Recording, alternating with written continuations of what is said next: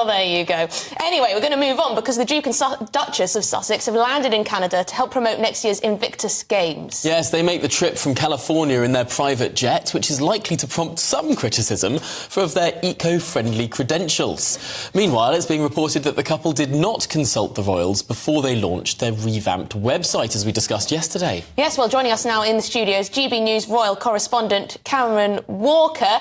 As you just heard, some criticism of their eco-friendly credentials. Now, this is because Prince Harry has a whole website and a business all aimed at sustainable travel, does he not?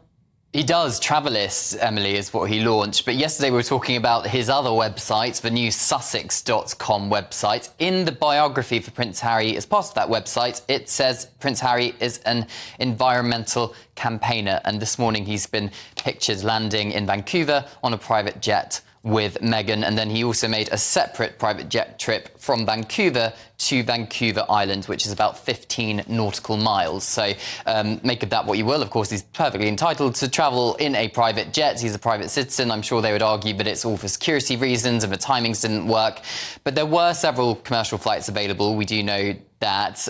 We also know that clearly it's now become a big distraction because the whole point of Harry and Meghan being in Vancouver in Canada is to launch the countdown, the one-year countdown to the Invictus Games in Canada, which is Prince Harry's Olympic-style games, which he launched to help wounded veterans. So all of that's distracted because of the fact he flew on a private jet.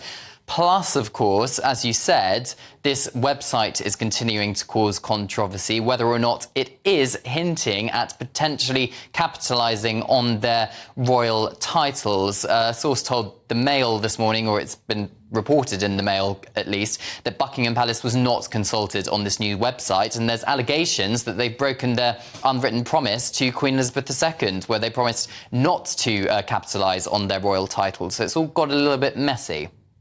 And Cameron, in other news, the King is back in London. He arrived back in London yesterday. What have we learnt about how his treatment's going? Yeah, so the King was pictured leaving Clarence House in the last couple of hours. It's thought he's returning to Sandringham following yet another round of outpatient treatments for his cancer diagnosis. The picture you're seeing yesterday is him arriving. The picture you're seeing on your screen is him arriving with Camilla back in London yesterday.